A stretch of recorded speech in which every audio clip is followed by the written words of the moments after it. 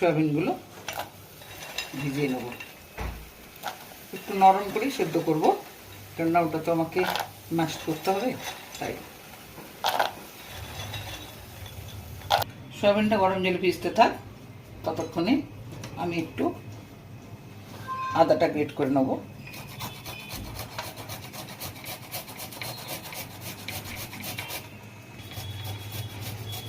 লঙ্কাগুলো একটু ছোট ছোট করে কেটে নেব।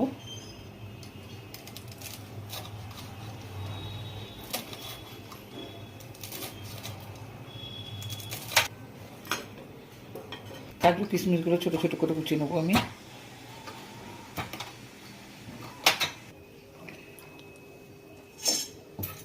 সয়াবিনগুলো আমার সিদ্ধ হয়ে গেছে, এরপর আমি ঢেলে নিচ্ছি।